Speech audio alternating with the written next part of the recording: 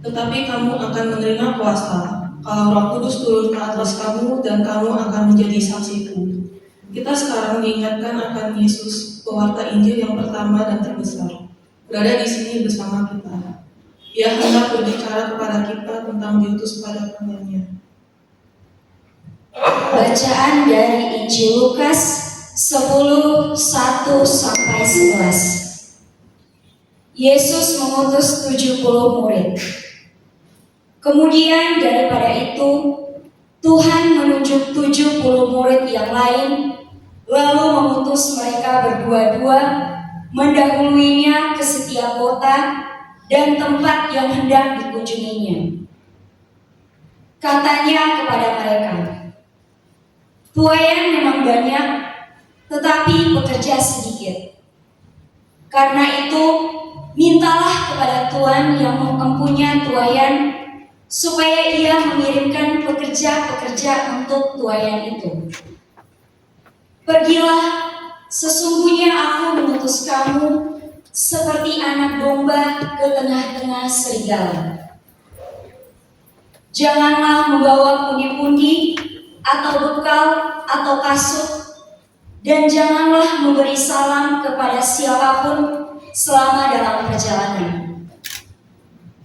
Kalau kamu memasuki suatu rumah, katakanlah terlebih dahulu, damai sejahtera bagi rumah ini.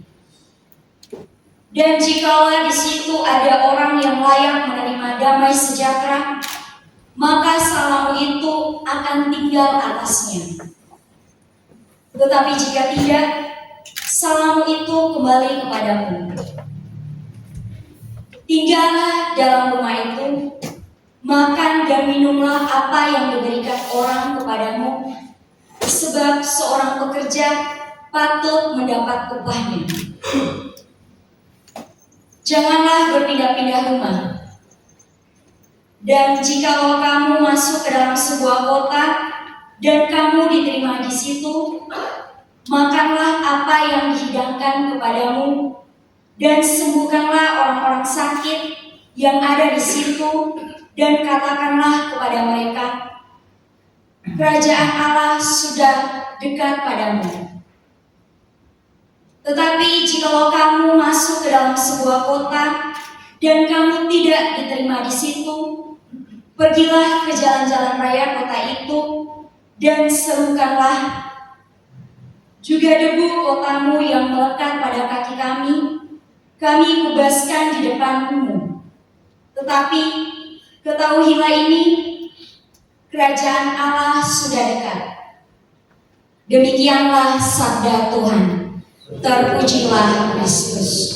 Marilah kita menjawab sabda keselamatan Yesus dalam doa. Yesus, teruslah mengutus umat-Mu untuk membawa pesan-Mu ke dunia. Semoga kami tumbuh dalam keterbukaan dan semangat karena diutus.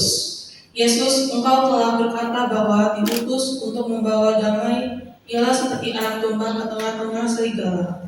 Berilah kami keberanian, kebijaksanaan, dan semangat mengorbankan diri. Yesus, jika kami tidak diterima dan sabdamu nampak menguncangkan atau mengganggu orang lain, Engkau meyakinkan kami bahwa kerajaan Allah telah dekat bahkan waktu itu. Dampingilah kami saat perkataan kami tidak diterima dan kuatkanlah kami untuk tidak patah semangat. Marilah kita berdoa.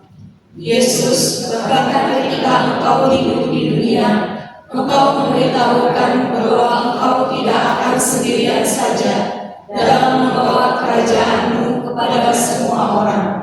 Engkau menunjuk banyak orang untuk bekerja bersama-Mu.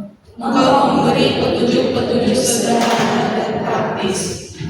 Engkau sekarang memanggil kami masing-masing untuk pergi melayani yang lelah dan terbeban.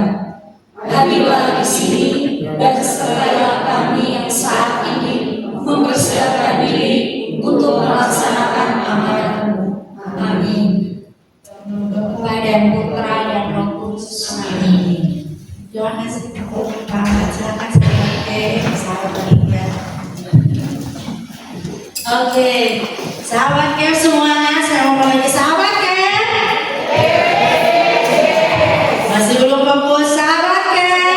Oke, sahabat care saya mau tanya sukacita hari ini. Sukacita. Nah, teman aku menjawabnya sukacita hari ini. Iya, harus sukacita ya, karena hari ini kita akan masuk pada bab yang sebenarnya ditunggu-tunggu kan bab ini. Kita kan udah lama banget nih belajar evangelisasi dari awal sampai kemarin bab berapa? Bab berapa kemarin? 9. Bab 9 apa materinya? Enggak loh. Seminggu kemarin Bapak Ibu ada sahabat kan? Ajakan ke dalam komunitas. Dari awal sampai sini kita udah belajar banyak hal tentang evangelisasi. Hari ini kita akan belajar tentang praktik evangelisasi. Yang gimana praktik evangelisasi? Hari ini kita akan belajar bersama Bapak kesayangan kita. Saya mau panggil Pak Darmawan. Silakan Bapak. Kasih tepuk tangan boleh kepada Darmawan. Pak Darmawan kembali hadir akan memberikan pengajaran yang luar biasa. Silakan Bapak. Hari ini sukacita ada bawa bacaan. Terima kasih. Shalom. Ya, puji Tuhan ya. Kalau kami boleh dipercayakan kembali, bosan nggak? Lihat orang yang di depan nih. Baik, Bapak Ibu tadi, belum lihat ya. Sahabat kan? Terus apa lagi? Terus lagi. Cukup. Oh, lanjut ya. Kayak 18.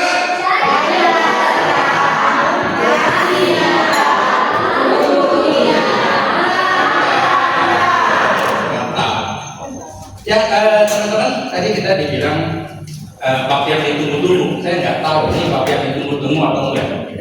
Karena dulu waktu saya ikut kursus seperti ini bukan bab yang kami tunggu-tunggu. Karena habis ini kita harus pergi berdua-dua untuk praktek. Apakah di sini udah ada yang praktek kunjungan nggak? Belum. Mulainya apa? Belum tahu. Panitia belum tahu ya. Tapi ilmu Anda udah banyak kok. Dari bab 1 sampai bab 9 itu adalah ilmu-ilmu Anda ketika mau pergi kunjungan untuk mewartakan kabar sukacita. Cukup nggak ilmunya? Halo? Cukup? Ada yang bilang cukup? Ada yang bilang enggak?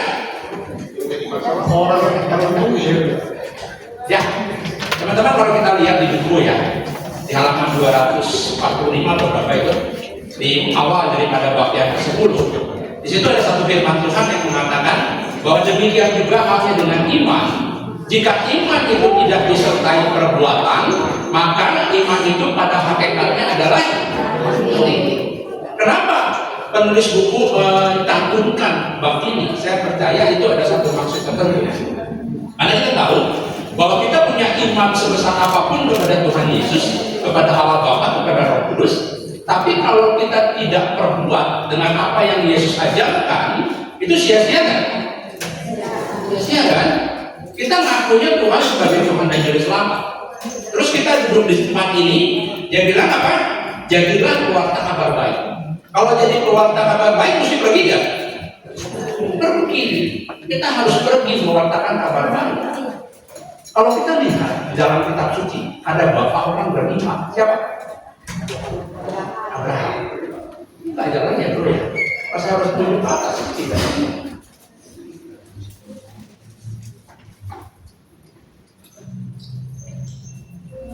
Ya. Nah, Abraham disebut dengan bapak orang beriman. Kenapa disebut bapak orang beriman? Saya percaya kisahnya itu luar biasa, betul nggak? Abraham kan nggak punya anak, betul? Sampai umur berapa? Abraham nggak punya anak. Belum ada tuh.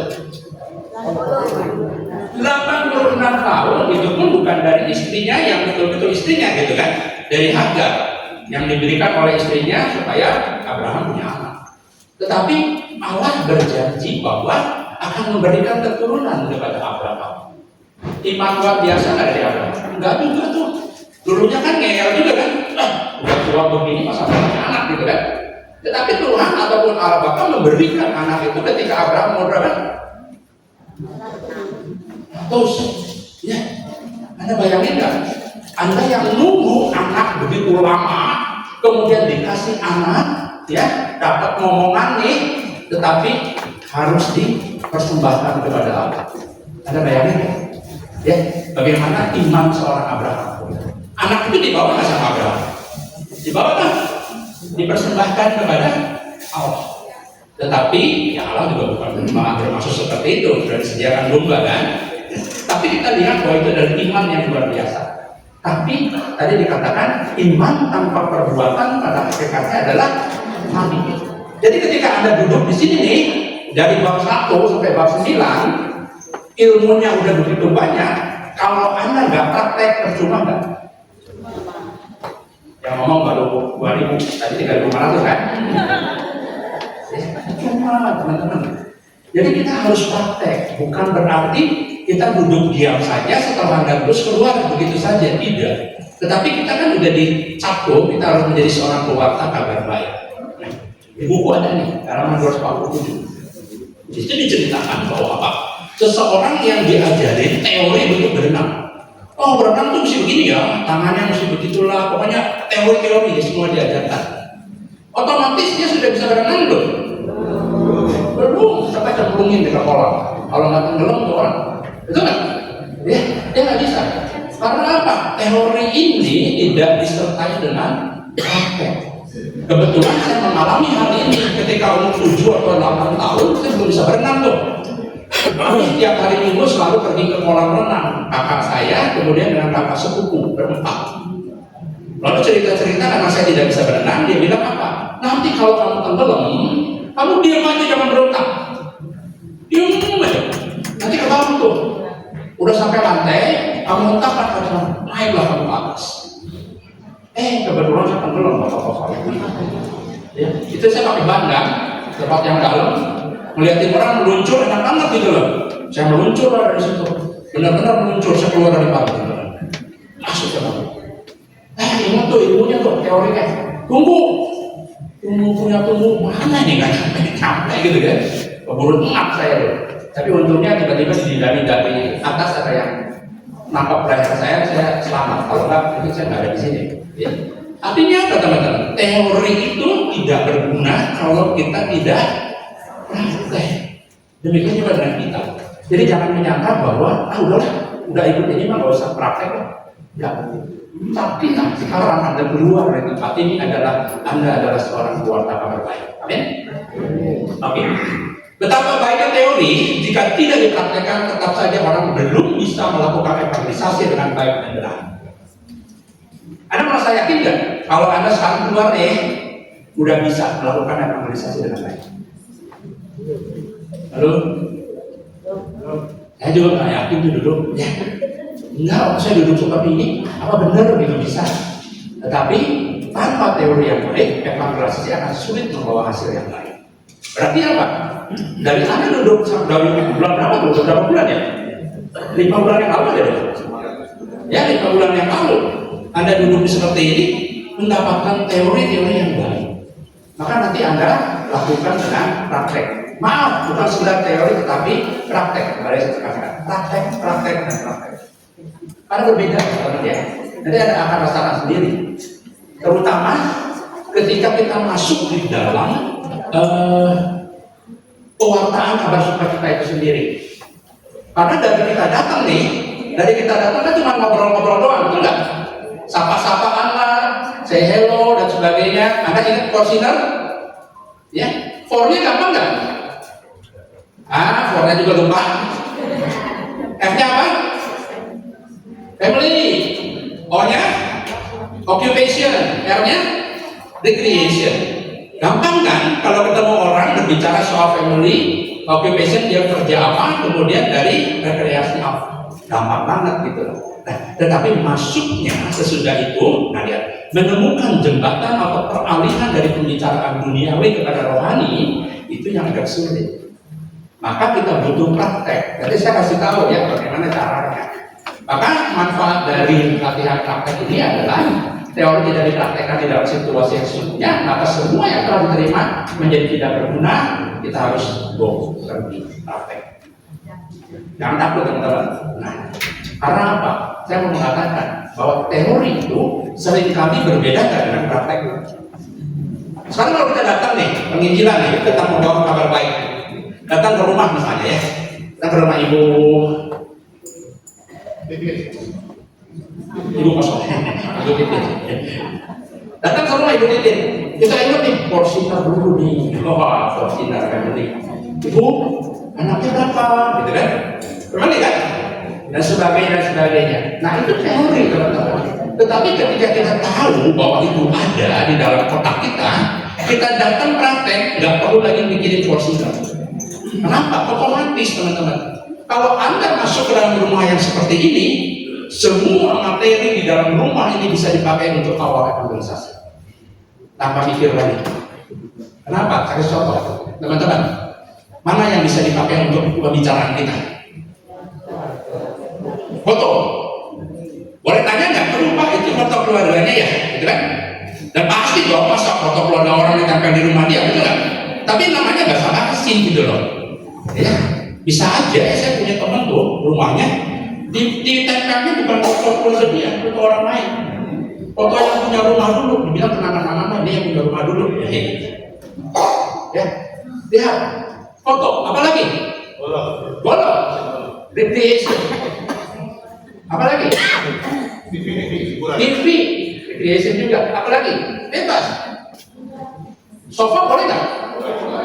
Boleh. Lukisan boleh nggak? TV tadi udah. Lampu boleh nggak? Karpet boleh nggak? Boleh. Semua boleh. Ya. Ini adalah awal kita pembicaraan tanpa memikirkan lagi porsinar, ya. Karena kita udah dibekali tuh, tetapi kita begitu datang, wah ini loh. Apa? Awal-awal kita bisa berbicara, tapi saya mau mengatakan apa? Jangan pernah mengatakan kalau barangnya jelek mau dibilang bagus. Ya. Misalnya karpetnya udah robek-robek tuh, ada datang, wih bu karpetnya bagus bener, dia deh. Ya, hati-hati gitu. Lihat keadaan, lihat situasi.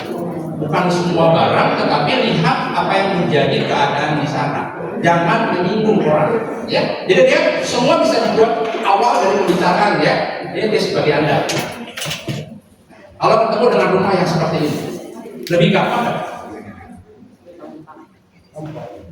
Udah pasti rumah di sini orang Katolik kan? Walaupun belum tentunya apa, kecil sekali. Mungkin dia suami istri yang berbeda agama bisa. Tetapi minimal dia udah pasti dia seorang Katolik. Betul? Boleh nanya kan? Bapak, Ibu ke gereja mana? Udah pasti Katolik nggak itu kan? Kira-kira begitu kan? Udah pasti 100% Katolik. Boleh nggak kita ngomong begitu? Boleh. Tapi kalau misalnya dia, oh enggak, saya bukan Katolik. Nah, jawaban Ibu apa? Nah, oh enggak, saya bukan Katolik.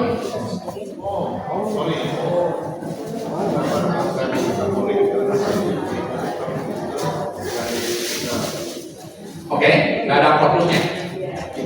Ya, Kita berbicara tempat doa seperti ini Pak, yang depannya dulu ya. Yang bersujud ini kan biasanya orang Katolik nih, ya.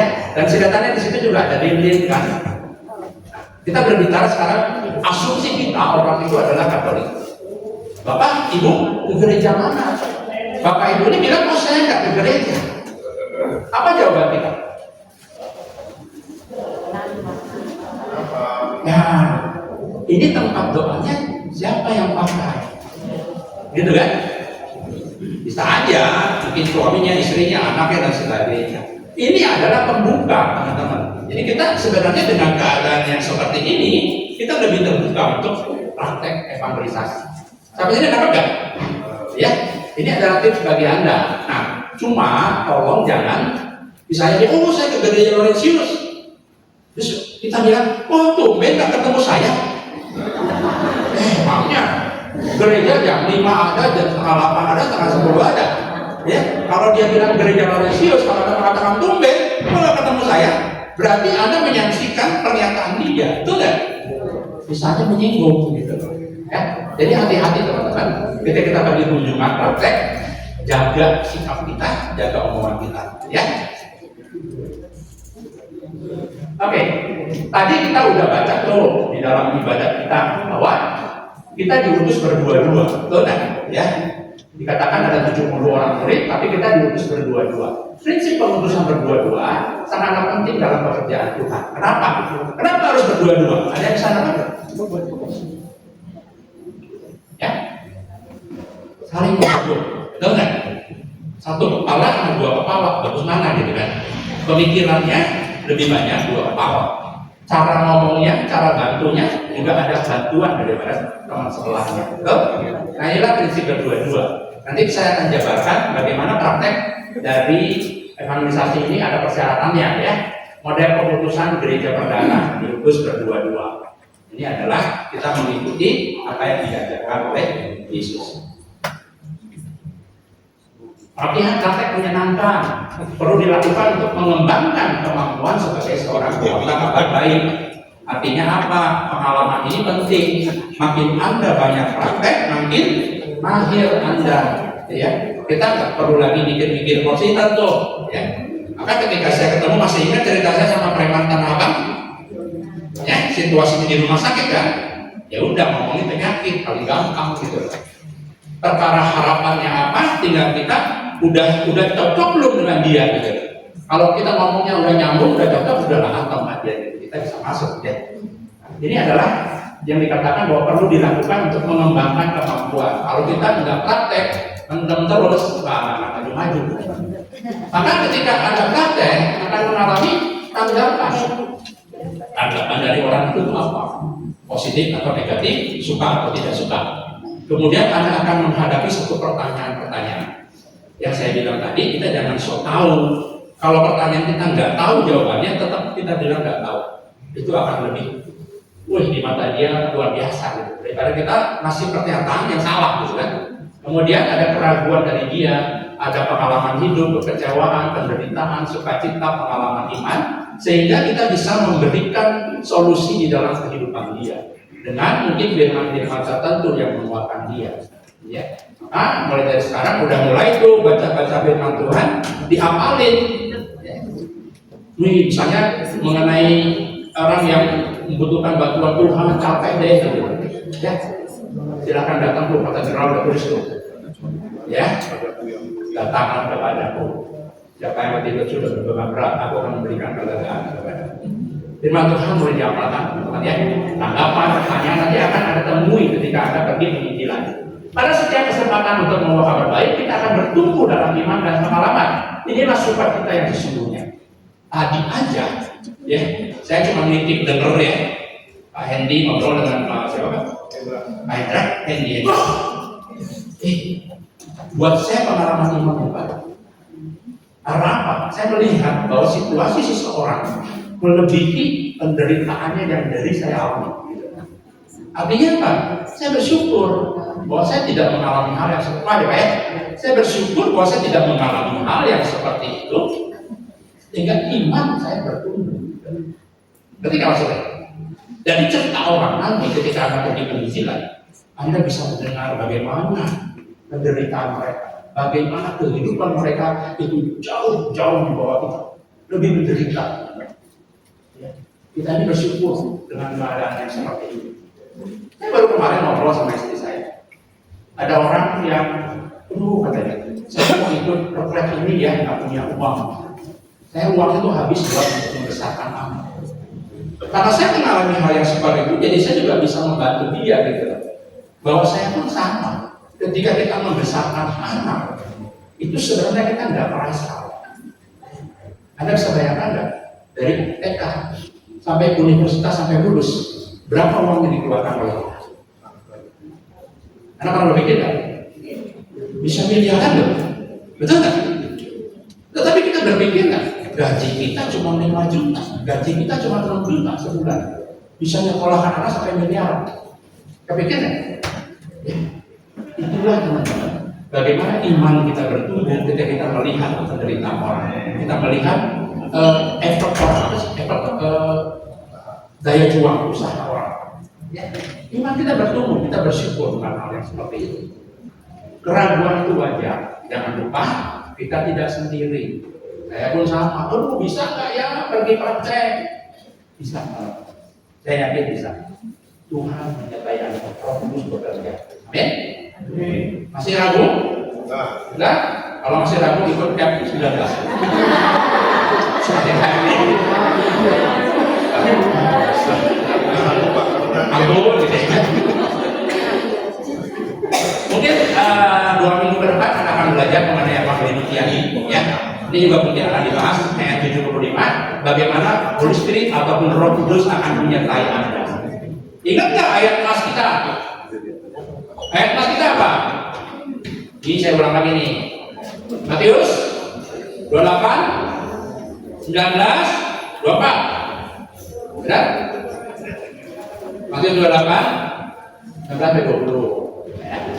Ujung-ujungnya apa? Aku akan menyertai engkau sampai akhir zaman.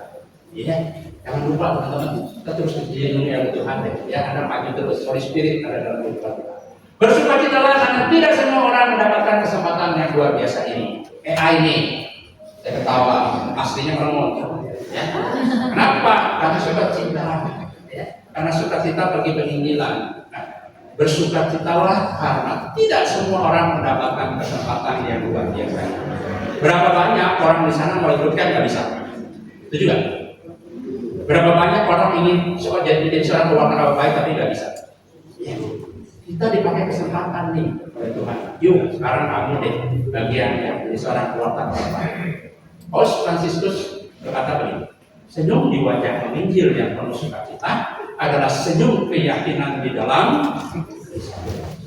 Maka ketika Anda praktek penginjilan dengan tersenyum, maka ada Yesus dalam kehidupan Anda. Amin.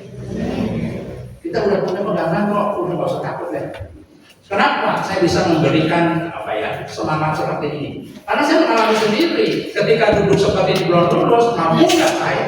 Tetapi ketika saya sudah keluar untuk penginjilan kawan-kawan baik, saya mampu. Bahkan ada sesuatu yang menurut pikiran saya nggak mungkin, tetapi Tuhan memungkinkan itu. Anda bayangin nggak ngomong sama preman gitu? Ya, jadi takut loh. Ketika, oh iya benar preman dia datang kepada saya kan? Jujur tapi nggak takut. Tetapi karena ada Roh Kudus, semuanya bisa berjalan dengan baik. Ya. Praktek evangelisasi bagi gereja menurut Paulus 6, bagi gereja penginjilan atau evangelisasi berarti membawa kabar baik kepada segala tingkat kemanusiaan dan melalui pengaruh Injil merubah umat manusia dari dalam dan membuatnya menjadi baru. Itulah tugas kita. Orang-orang di luar sana yang masih dalam kehidupan yang lama ditambah berubah pada kehidupan yang baru. Anda sudah dirubahkan menjadi kehidupan yang baru loh. Amin. Ya. Dari bab 1 sampai bab 9 Anda dikasih teori banyak mengenai siapa itu Yesus. Bagaimana kita menceritakan Yesus. Saya percaya Anda sudah menghadirkan Yesus dalam kehidupan Anda. Dan sekarang adalah tugas Anda nih, membawa kabar baik untuk merubah seseorang dari dalam yang tadinya hidup lama menjadi hidup yang baru. Tugas ini berat kan? Jangan mau berat ya. Tugas ini nggak berat. Karena Karena kayak tadi Tuhan sudah menyertai kita sampai akhir zaman kok. Iya, sampai akhir zaman. Kabar baik itu perlu secara aktif dihadirkan lewat perkataan dan lewat perbuatan. Sekali lagi teman-teman, saya mau katakan perbuatan Anda harus sesuai dengan perkataan Anda. Masih ingat cerita saya mengenai ibu-ibu yang bapaknya nggak mau ikut ke gereja? Halo? Masih? Ya? Lihat bahwa perkataan dia tidak sesuai dengan perbuatan. Perbuatan dia di gereja luar biasa, jadi aktif ini, aktif sana, tetapi di rumah dia tidak mengurus anak-anak, dia tidak mengurus bapaknya, suaminya. Ya. Suaminya mau ikut gereja? Ya. Betul? Nah, ada beberapa batu sandungan, termasuk buat Anda, teman-teman. Ketika Anda menjadi seorang pewarta kabar baik, Anda mewartakan siapa? Yesus kan? Tetapi kalau perbuatan Anda tidak sesuai dengan ajaran Yesus, Anda disorot ya? Ya, Anda disorot. Jangan bilang, dengan hal enggak, teman-teman. Kami, para pewarta, kami para pengajar, bahkan kalau seorang pembicara, itu disorot orang loh. Ya. Jadi, saya harus menjaga apa yang saya katakan dengan perbuatan saya. Bahkan orang keluar gereja sebelum berkat saja, ya, jadi omongan enggak? Ya. Jadi omongan. Apalagi seorang pewarta, misalnya ada seorang pengajar nih, kelihatan dia sudah mau bermisa main handphone, betul nggak? Kenapa sedang bawaannya? Karena saya seorang pewarta yang menyatakan harus ikut Yesus luar biasa. Anda pun sama nih, hati-hati. Anda ketika nanti menjadi seorang pewarta kabar baik, Anda jadi sorotan juga nih. Saya bukan menakut-nakuti ya. Saya cuma hanya menyatakan kepada Anda, jagalah perbuatan Anda harus sesuai dengan perkataan. Amin. Ada satu teman saya mengajak saya untuk pelayanan di lapas, di lembaga pemasyarakatan. Cuma waktu saya konsultasi dengan satu bapak saya, Pak, saya diajakin ini. Terus dia katakan, kamu siap nggak jadi seorang pewarta di lapas? Terus saya, kenapa? Secara ilmu, secara fisik, saya mampu untuk mewartakan kabar sukacita di lapas. Tetapi dia bilang, mampu nggak kamu memenuhi janji apa yang kamu ucapkan? Dalam arti apa? Ketika seorang mungkin kita di lapas berbicara soal kasih, misalnya, ya. Kemudian ketika orang itu keluar dari lapas, dia datangin saya, Pak, saya belum punya rumah nih untuk 1 hari 2 hari. Boleh nggak saya nginep di rumah Bapak? Kalau Bapak Ibu boleh nggak orang itu nginep di rumah? Mikir-mikir dulu dong, ya. Nah, itulah yang mau dikatakan bahwa sudahkah kita siap dengan tugas ini? Nah, kan maksud saya? Jadi perkataan saya ketika saya wartakan, saya harus siap untuk melakukan itu. Kalau saya berbicara di lapas mengenai nasi, ketika orang lapas keluar, Pak, saya nggak punya uang dulu dong, 200.000 buat makan. Betul kan? Kita harus berani Pak. Ini hanya contoh ya, Bapak Ibu ya. Nanti mungkin saya juga akan banyak contoh-contoh. Good news of Jesus, good news of Jesus. Kabar baik yang dibagikan adalah tentang kasih Tuhan kepada manusia telah dan akan selalu dihadirkan melalui Yesus Tuhan. Ini tugas kita. Ya, yang kita hadirkan hanyalah Yesus tadi. Bagaimana dia baik buat saya, bagaimana dia mengubah kehidupan saya. Itu yang kita mau buat mereka dari hidup yang lama menjadi hidup yang baru. Sampai sini ada pertanyaan enggak? Ya.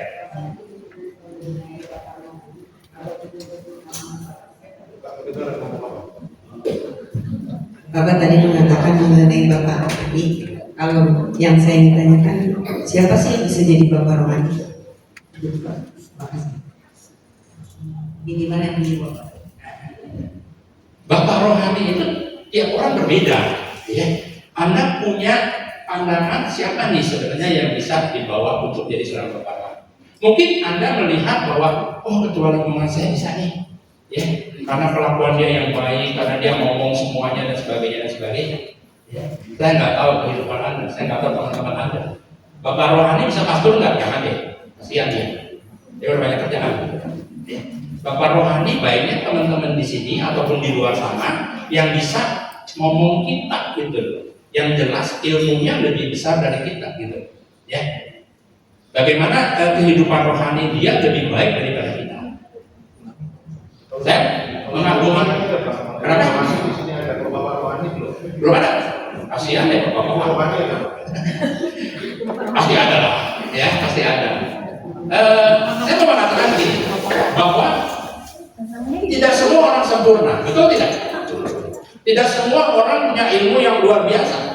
Kita orang awam, saya harus jujur pada Anda. Saya bukan pastor, seorang pastor yang belajar teologi sekian tahun gitu kan, yang punya ilmu begitu banyak mengenai kekatolikan. Kami para keluarga nggak seperti itu. Kami sekolah ya sekolah, belajar kitab suci cuma 3 tahun, pastor berapa tahun gitu kan. Nah, ini yang terjadi, bahwa kita tidak bisa menganggap semua pewarta yang di depan Anda ini itu luar biasa ilmunya, gitu kan. Tetapi kami mau berbagi pengalaman, terlebih di dalam organisasi, karena saya lebih dulu daripada Anda, gitu, ya. Dan mengenai Bapak rohani, saya serahkan kepada Anda, bebas merdeka, mau siapapun boleh, asal yang kita anggap bahwa dia bisa mengubah kita, dia bisa menjadi anggota kita, gitu. Menjawab apa? Ya. Oh, jangan disebutin dong. Boleh. Ya. Boleh juga nggak? Boleh.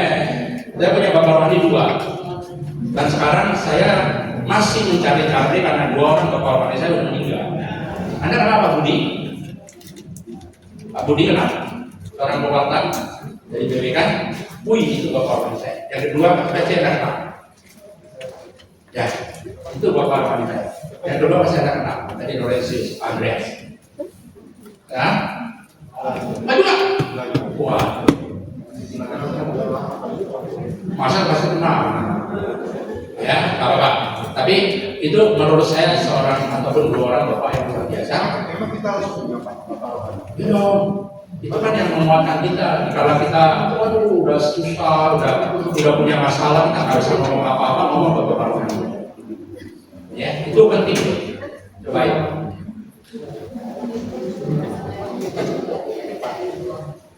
Ibu, saya nggak mau cari ibu, kenapa? Takut deh. Transgender itu saya takut risih gitu ya. Bukan berarti gimana ya, tapi rasanya nggak enak gitu loh. Karena kalau dia mau silakan. Ya, tapi akan saya sarankan coba cari ibu rohani. Ya, kenapa? Biasanya kalau lelaki, masalahnya masalah lelaki, betul nggak? Ya, akan lebih mudah seorang lelaki berbicara dengan seorang laki-laki, betul nggak? Kalau saya berbicara masalah laki-laki kepada ibu-ibu, ibu-ibu belum tentu mengalami hal itu. Walaupun bapak-bapak pun belum tentu mengalami, tetapi minimal dia seorang pria yang tahu. Jelas ya? Oke, kita jangan berpanjang lagi ya, dari bapak rohani nanti habis waktunya. Bapak rohani aja, pertanyaan nanti lagi ya. Nah, evangelisasi dilakukan. Ini apa lagi? Nah, evangelisasi dilakukan dengan berbagai kegiatan, ada kunjungan rumah. Saya berapa menit lagi nih? Saya stop nanti. Dari kiper. Evangelisasi dilakukan dengan berbagai kegiatan, kunjungan rumah, bisa ke rumah panti, kunjungan rumah, panti ke rumah-rumah, panti ke panti jompo, panti anak kebutuhan khusus, panti anak jalanan dan sebagainya.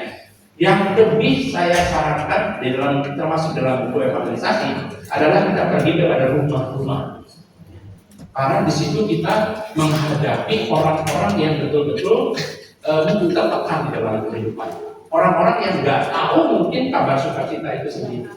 Karena apa? Karena Anda nanti diperhadapkan kepada satu kondisi, Anda harus tanya pastor, Anda harus tanya ketua lingkungan, Anda harus ketua wilayah, siapa nih yang harus saya kunjungi? Nah, bisa jelas nggak? Kenapa harus minta?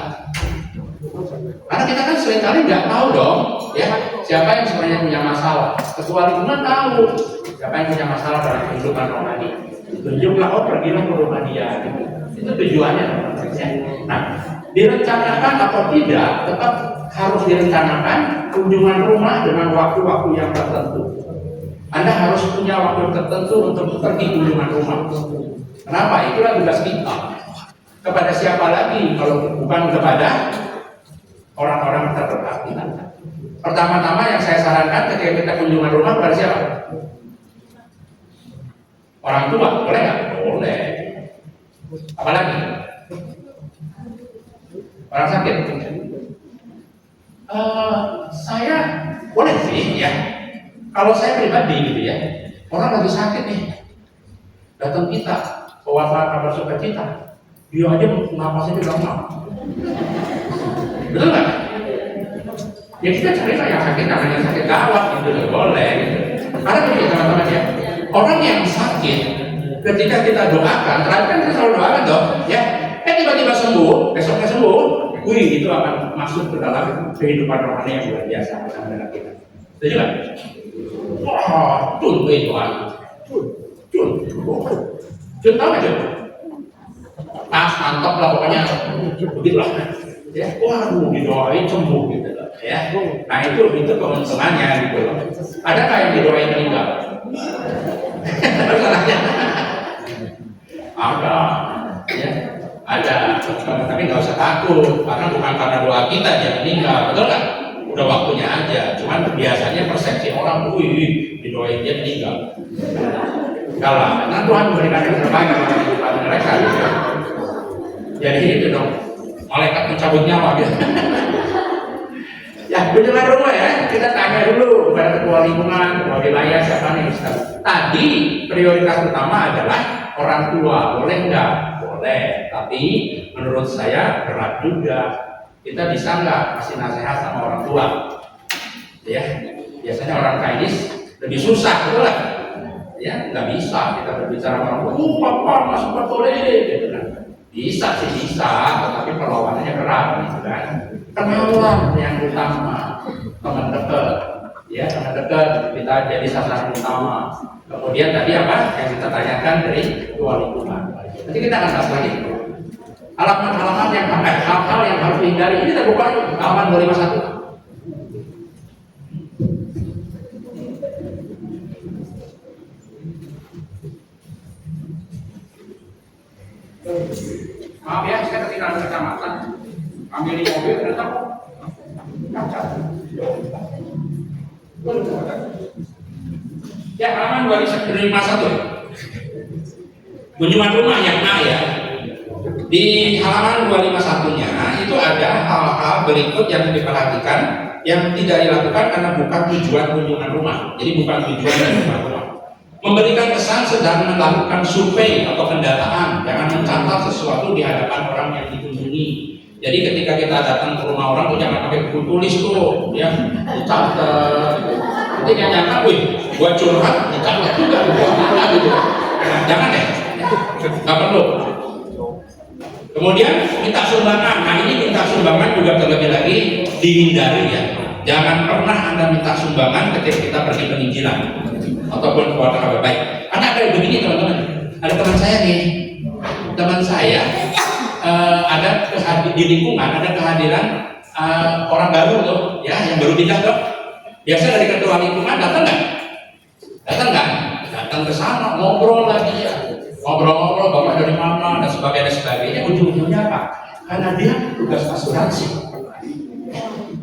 Pak, udah punya asuransi belum? Asuransi jiwanya bagus loh Pak, ganti lagi sekian persen dan sebagainya. Bisa nggak seperti itu? Bisa, tetapi apa? Tidak dianjurkan. Kenapa? Orang itu baru datang loh, betul nggak? Baru datang di lingkungan yang baru, sambutlah dia dulu, kasih sukacita dulu dalam kehidupan lingkungan. Kalau Anda udah akrab, boleh nggak ngasih itu asuransi? Boleh. Teman ini kebetulan saya kenal, yang baru pindah ini saya kenal. Dia bilang apa? Pak, dia fokus ibu itu. Kenapa? Kurang para pindah asuransi. Berarti apa? Penerimaannya nggak baik. Betul? Ya hati-hati ya. Tahanlah. Memang kita punya bisnis, kita butuh uang gitu. Tapi tahan dulu deh. Anggap mangsa dulu boleh lah, mangsa gitu kan. Tapi tunggu waktunya gitu kan. Ya. Mencari informasi mengenai masalah keluarga, jangan ngorek-ngorek tuh, jangan kepo masalah keluarga orang. Wih, bapak ini siapa anaknya, kawin sama orang mana pak, sekolah di mana? Ya boleh lah, sekolah di mana gitu, tapi jangan terlalu dalam ya. Ngorek-ngorek masalah keluarga. Menawarkan sesuatu yang muluk-muluk dan sulit direalisasikan, termasuk asuransi tadi tuh. Ya. Menawarkan sesuatu yang muluk-muluk, hati-hati teman-teman. Jangan pernah menawarkan sesuatu yang berhubungan dengan gereja. Contohnya begini, mungkin dia dalam kehidupan yang susah masalah biaya. Ya. Mungkin anaknya lagi mau perlu sekolah, nggak punya biaya. Lalu Anda katakan begini, udah Pak, Bapak masuk gereja pasti dibantu oleh PGA. Janji muluk-muluk kan? Janji muluk-muluk, nggak boleh teman-teman. Anda boleh bilangnya apa? Boleh, Pak. Cobalah kita datang ke pastor ataupun datang ke apa itu PSE ya. Bisa nggak Anda dibantu? Betul nggak? Daripada Anda ngomong udah nggak masuk gereja lah, pasti dibantu. Ternyata ketika masuk ke PSE dia nggak dibantu, mau apa gitu? Betul? Ya, jangan kasih janji yang buruk-buruk. Kemudian memberikan kesan lebih suci. Anda nggak lebih suci dari orang itu. Kita harus sadari itu. Kita secara lebih baik rohani belum tentu. Nah ini teman-teman. Jangan pernah menghakimi seseorang bahwa orang yang kita datangi kehidupan rohaninya lebih baik, lebih jelek daripada kita. Setuju nggak? Kita nggak tahu. Belum spiritual survey. Kan ada tadi bab 5 spiritual survey kan? Jadi jangan pernah menganggap orang itu lebih rendah daripada kita. Termasuk yang kemarin saya ceritakan tuh di bab 6. Tanggalkan predikat kita.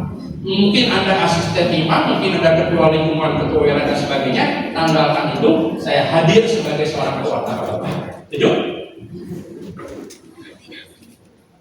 Apalagi nih, melakukan konseling pastoral. Zaman dulu ya, kita bukan seorang konselor. Konselor ada, di paroki ada, konselor tertentu. Mempersembahkan situasi juga, menggurui atau menasihatkan mengunjungi. Wah ini paling bagus. Jangan pernah menggurui seorang. Pak, Bapak tuh harusnya begini Pak, Bapak tuh harusnya begitu. Jangan. Ya. Kita hanya memberikan solusi kepada kehidupan mereka. Datang pada waktu makan, istirahat dan ada acara. Kita kayak makan. Ya, itu tadi hal-hal yang harus dihindari. Dan sebetulnya di dalam kunjungan rumah apapun, ya, baik kunjungan rumah kepada panti asuhan, kepada panti reda, kepada siapapun juga, tetap kita harus lihat waktunya. Nanti kita akan bahas lagi, ya. Karena apa? Jam makan itu ya mereka nggak mau diganggu, betul kan? Anda mau diganggu nggak waktu makan? Enggak kan? Kemudian pada waktu tidur nih, biasanya kan ada tuh keluarga-keluarga yang harus tidur siang, ya, nggak bisa. Saya selalu telepon misalnya istri saya, teleponin dong si Ibu Lina misalnya. Dan nggak dulu dong, Ibu Lina kan biasa tidur siang. Itu jangan ganggu hal-hal yang seperti itu. Karena saya punya prinsip ini, kalau Anda nggak mau disakiti, jangan sakiti orang. Dan kalau Anda nggak mau diganggu pada waktu makan, jangan diganggu orang pada waktu makan. Tetapi memang ini adalah prinsip kita sebagai seorang pewarta kabar baik. Orang lagi makan kok diganggu, gitu kan? Nah, kalau berbicara soal makan, saya juga punya pengalaman waktu kegilaan waktu buat kabar baik. Saya datang ke pabrik roti bro. Saya sendiri pribadi kan pernah roti ini. Makan roti panas-panas enak nggak? Enak, baru dari oven, wangi, begitu kan? Makannya masih empuk, gitu kan? Enak banget. Datanglah ke pabrik roti. Wih, harusnya udah luar biasa. Dari situ kita berdua udah itu apa kan? Atau dong udah kriuk-kriuk nih. Nah, duduklah kita perkenalan segala macam, disuguhin roti di depan kita. Buat apa? Akhirnya pandangan kita ke sana terus. Nggak fokus gitu kan? Nah ini hati-hati teman-teman. Kadang-kadang kita mengalami hal yang seperti ini. Yang mungkin kita lagi lapor, kita dikasih makanan-makanan seperti itu. Hati-hati, fokus tetap kita kepada orang yang akan kita wartakan kepada saudara kita. Amin. Tantangannya banyak teman-teman. Ya, bukan hanya itu. Kalau teman kita di sini ada panitia tuh, siapa namanya? Tidak. Tidak ya. Dulu panitia keberapa tuh? Buat sampai 3 kali sebelum ini ya. 12. 16. Beliau punya pengalaman yang luar biasa. Beliau bercerita di depan sempat dilemparin sendal. Kan? Artinya apa? Pewarta kabar baik itu butuh tantangan. Kenapa dia sampai dilemparin sendal? Kita bisa bertanya-tanya. dari apa yang sudah saya paparkan, apakah menyinggung perasaan orang itu dan sebagainya dan sebagainya. Saya enggak? Ya. Jadi tetaplah bawa attitude kita, bawa sopan santun kita, bawa kerendahan hati kita, jangan sombong. Kita bukan seorang perwakil baik yang luar biasa. Apalagi kita baru keluar nih, baru belajar ya. Saya mengalami hal yang sama, begitu banyak halangan-halangan ketika evangelisasi. Tetapi saya percaya ciptaan Tuhan luar biasa. Ada pertanyaan sebelum saya istirahat? Cuma 5 menit lagi, satu pertanyaan ya. Seputar evangelisasi ya? Nggak harus pintar.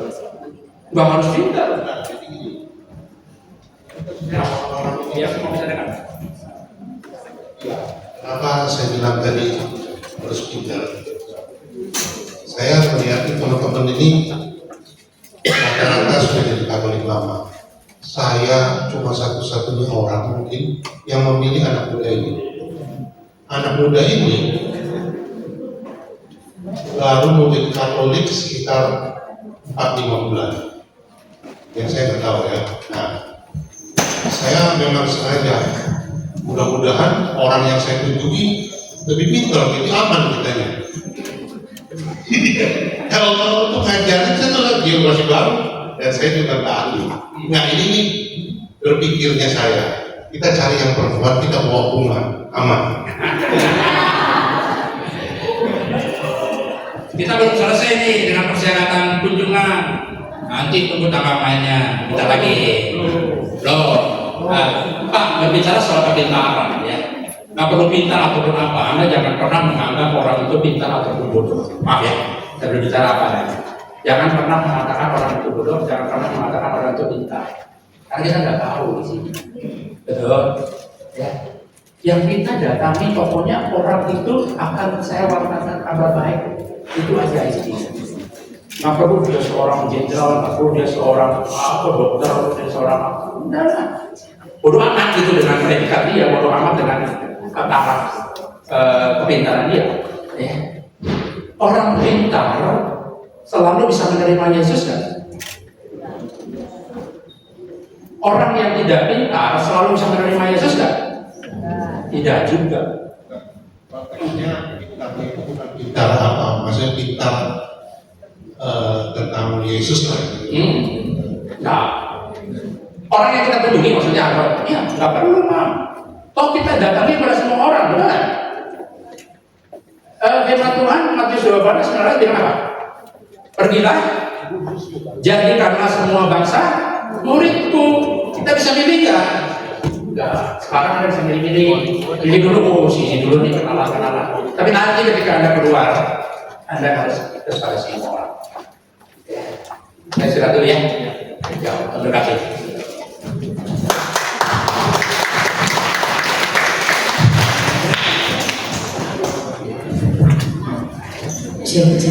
Oke, boleh kasih tepuk tangan lagi untuk para kawan luar biasa pengajarannya.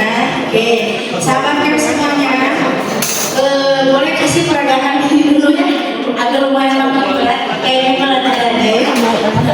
Oke, mohon maaf ini lampunya kalau aduh bener.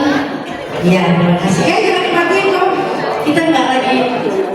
Terima kasih. Ya, oke. Saya undang lagi para sahabat kelompok 4. Boleh yuk ke depan ditemani oleh beberapa sahabat panitia. Boleh yuk. Oke. Kita akan masuk ke persembahan dan doakan. Oke, sahabat ya. Boleh siapa persembahan yang baik? Yuk silakan kelompok 4. Oke, yuk kita akan ujian ini sambil kantong persembahan didengarkan. Mari kita angkat ujian ini. Sahabat Camp semua boleh sambil ikut bernyanyi. Ya, sahabat panitia juga boleh ikut bernyanyi. Yuk.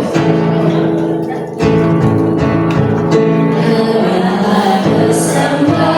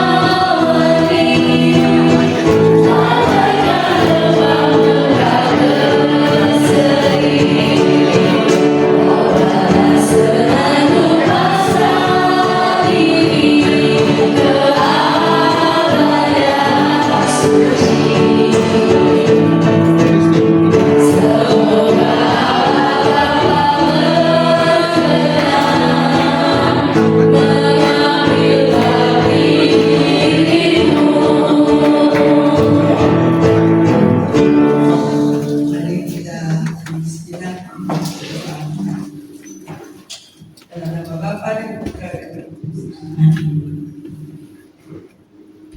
Bapa dalam surga, kami mengucap syukur dan terima kasih karena kasih-Mu kami pasti dan tetap mengikuti KEP 18 ini. Tuhan, terima kasih kami boleh kumpul bersama mendengarkan hal-hal yang akan kami lakukan kelak di dalam kehidupan kami, melanjutkan tugas-tugas kami di dalam evangelisasi ini. Terima kasih Tuhan untuk pembicara yang begitu semangat menyemangati kami untuk mau berbuah dan melakukan itu di dalam kehidupan kami.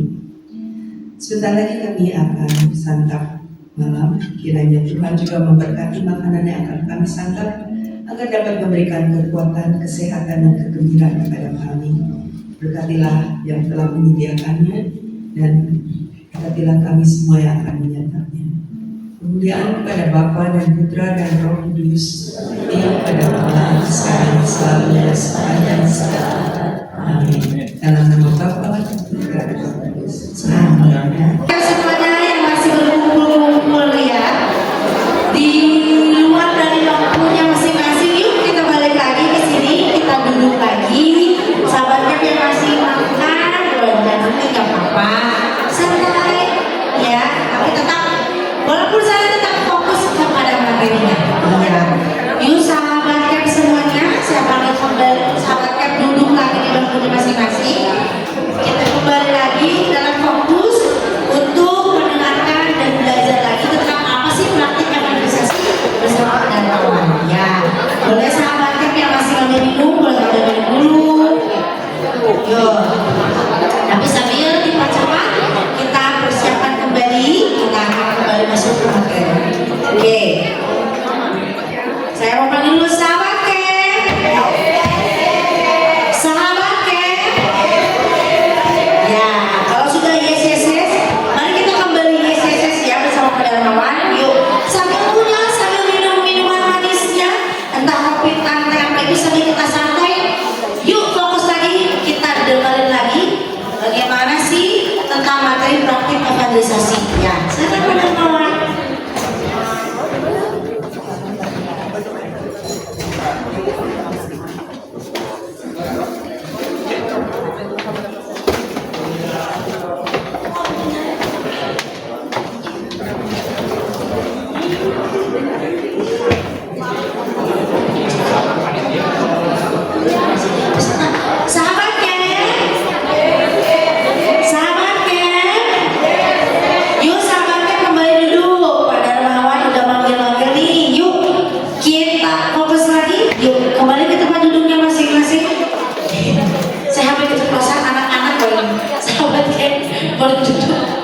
Tiba-tiba mau keceplosan anak-anak gitu ya. Oke, silakan Kadarmawan. Nah, oke, terima kasih. Sudah kenyang? Tinggal pulangnya ya. Baik, teman-teman, tadi kita waktu break. Ada satu pertanyaan yang bagus. Bagaimana kalau kita beri penginjilan kepada orang yang tingkat rohaninya lebih tinggi? Boleh nggak? Halo? Boleh aja gitu loh ya. Cuman tantangan kita, betul nggak? Berani nggak kita menghadapi orang yang seperti itu gitu? Karena menurut saya begini, nggak apa-apa kita datangin aja. Karena belum tentu orang yang tingkat kerohaniannya tinggi, tetapi di dalam langkah perbuatannya baik. Betul nggak? Ada nggak orang yang di gereja setiap hari, bisa pagi? Ada. Ada nggak orang yang setiap minggu ke gereja, bisa pagi dia ke gereja tiap minggu? Ada nggak? Ada, banyak. Tetapi tingkat kerohaniannya betul-betul 100% tinggi nggak? Betul-betul, ya. Tetapi belum tentu juga, betul nggak? Kehidupan rohani seperti apa? Kehidupan rohani bukan hanya sekedar datang ke gereja, tidak. Tetapi apa? Bagaimana langkah perbuatan dia di luar, bagaimana langkah perbuatannya di dalam rumah, betul nggak? Ya, jadi bukan hanya sekedar nikmat rohani ini, kita mesti jago, wah pokoknya ke gereja setiap hari, enggak. Nah, tapi ini tantangan buat kita. Apakah kita mau mengunjungi orang yang seperti itu lebih dulu sekarang atau nanti target kita? Ntar aja. Nanti aja, gitu kan? Tapi kita jadi target gitu loh. Ya, maaf ya. Di sini ada agent insurance ada nggak? Ada agen asuransi? Nggak apa-apa, nggak usah ngacu juga. Saya dulu diajak-ajak untuk menjadi seorang agen asuransi. Oh, saya bilang nggak mau, saya nggak bisa seperti itu. Wih, tapi tiap hari, saya udah nawan jadi agen gitu. Aduh, saya capek deh. Mungkin seminggu 10 hari udah dapat topik saya, jadi agent. Belajar tuh, gitu kan. Saya tidak menjelekkan asuransi, tidak. Saya merasakan bagusnya asuransi. Gini, yang mau saya ceritakan begini. Saya belajar banyak di dalam asuransi. Kenapa? Target tadi tuh. Nah, di dalam insurance agent kan diajarin, ya maaf ya. Siapa target kamu untuk nanti masuk asuransi? Keluarga dekat dulu, teman dekat dulu, udah di list tuh. Nah, kita juga sama, ambil ilmunya daripada dia, ya. Saya ketika lulus tuh dapat sertifikat agent, nggak pernah saya datangin satu orang pun, karena bukan di situ passion saya, gitu. Saya nggak bisa ngomong hal yang seperti itu. Tetapi untuk evangelisasi saya bisa, ya. Jadi target udah kita catat, nggak apa-apa. Jadi awal-awal kita datangin dulu lah orang-orang yang menurut kita patut untuk kita kunjungi. Itu kunjungan rumah, ya. Tadi udah kita baca hal-hal yang harus dihindari. Nah, panti jompo atau panti anak berkebutuhan khusus, panti anak jalanan dan sebagainya ada di halaman 251 juga. Intinya sama-sama aja, ya. Kita harus approach dulu kepada yang punya panti. Boleh nggak kita datang? Kalau kita datang tuh mau ngapain, gitu, ya. Tetapi yang saya sarankan, memang di buku ada, ya, di buku itu ada bahwa kita boleh datangin panti asuhan, panti reda dan sebagainya. Tetapi saya melihat satu perbedaan yang cukup besar di dalam kita kunjungan rumah kepada orang-orang dengan kunjungan rumah kepada orang-orang seperti ini. Ya. Kalau Anda kunjungin panti asuhan, anaknya baru 2 tahun, 3 tahun, 4 tahun, 5 tahun, 6 tahun, 10 tahun, 11 tahun, Anda bisa nggak wartakan kata sukacita mengenai itu? Bisa. Tetapi masuk nggak dalam lingkungan dia? Belum tentu. Karena anak itu masih main-main, betul nggak? Di dalam panti asuhan dapat ilmunya, karena kita harus mendatangi panti asuhan ataupun panti reda yang ada reda atau werda sih? Werda ya? Werda. Salah sampai ada werda. Harus kita mengunjungi dalam tanda kutip panti yang ada di bawah keuskupan Bandung, ya, karena sama-sama ilmunya, ya, Katolik juga. Nah, perbedaannya apa? Yang saya pikirkan menurut saya, kalau kita datang ke panti jompo nih, bawain firman Tuhan, kabar sukacita, kadang-kadang di sana maaf ya, ada yang udah sedikit pikun, gitu kan? Ada yang ngomong doang, gitu kan? Nah itu yang terjadi nanti. Kabar sukacitanya di mana? Betul, kita masukin kabar sukacita. Tapi masuk nggak dalam lingkungan dia? Belum tentu. Mereka kalau kita bawa happy dari lagu-lagu pujian, dari kita memberikan sesuatu, karena dari tadi di buku ada, kita membawa sesuatu barang kepada mereka. Ya. Nah, Yesusnya di mana? Gitu loh, menurut saya, gitu kan. Tetapi kalau kita datang ke rumah-rumah itu yang kita wartakan. Kalau orang anak-anak kecil dikasih barang, senang nggak? Senang banget. Ibu-ibu panti jompo dikasih barang, senang nggak? Belum tentu juga. Gitu loh. Saya pernah pelayanan ke sana, teman-teman bawain firman juga. Yang saya bawa apa dulu? Pendekatan dulu kepada bapak-bapak, ibu-ibu di sana. Saya lihat dulu mana orang yang bisa menerima firman Tuhan, mana yang udah nggak bisa, dalam arti kesehatannya udah tidak memungkinkan. Ya, bawa sukacita dulu gitu loh. Ya, selalu saya bawa puji-pujian, nyanyi-nyanyian. Mereka senang gitu nyanyi, mereka apa-apa gitu kan. Tapi begitu firman Tuhan ngomong lagi. Ya, itu yang terjadi kalau ke sana gitu loh ya. Jadi mungkin ada baiknya kita juga satu tantangan buat kita bahwa kita juga pergi ke rumah-rumah seperti itu gitu ya. Satu, ke rumah jompo, ke rumah panti asuhan ataupun yang amat apa sih sebutnya panti berkebutuhan khusus ya. Nah itu juga sama. Mereka punya suatu kebutuhan khusus, jadi dengan firman Tuhan nggak bisa. Tapi cuma bisa mereka dapat hadiah itu senang gitu ya. Saya sering bawa plesetan-plesetan di dalam setiap pujian. Anda tahu lagu Burung Kakak Tua? Burung kakak tua tinggal di jendela. Saya bawa dulu itu tuh kalau ibu-ibu mati jompo di sana bawa bapak. Ibu-ibu tahu nggak lagu kita zaman dulu? Burung tahu, yo burung kakak tua nyanyi mereka tuh. Burung kakak tua. Saya ganti tuh pakai selatih di depan. Apa ya? Jadi lupa. Makan tidur cukup, suka olahraga, selalu bersyukur, pasti awet muda. Amin. Woi, tambah kenceng ya? Pasti. Saya juga bawa gerakan gitu kan? Pasti awet muda. Pasti awet muda. Pasti awet muda.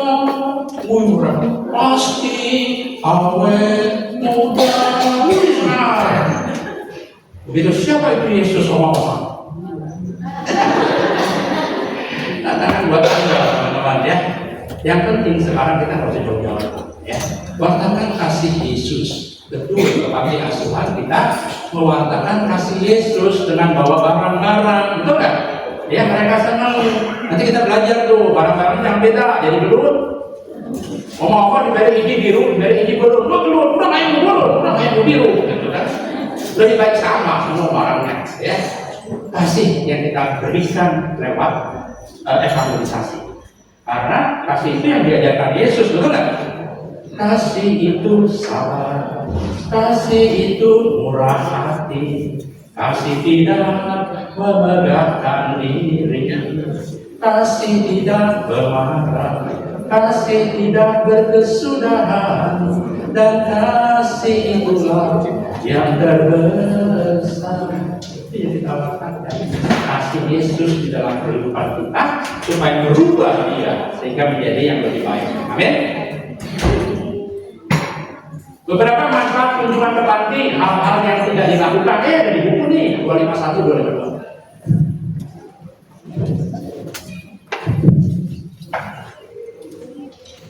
252. Ada kunjungan ke panti tuh. Beberapa manfaat berkunjung ke panti, berbagi kasih dan sukacita dengan sesama, itu tadi yang saya contoh lakukan gitu kan. Menumbuhkan sikap peduli dan bela rasa dengan sesama.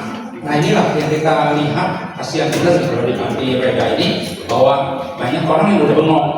Ada oma-oma yang hanya bengong duduknya di jendela tempat kabar tuh masuk tuh, ya duduk setiap hari katanya menurut mereka suster-suster di sana. Kenapa saya datang nih?